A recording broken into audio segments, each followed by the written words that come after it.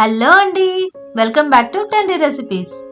ఈరోజు నేను ఇడియప్పంతో పాటు గ్రిల్ చికెన్ కాంబినేషన్ చేయబోతున్నాను. దీని ఫుల్ వీడియో లింక్ డిస్క్రిప్షన్ పైన ప్లే బటన్ లా వస్తుంది, క్లిక్ చేసి చూసేయండి.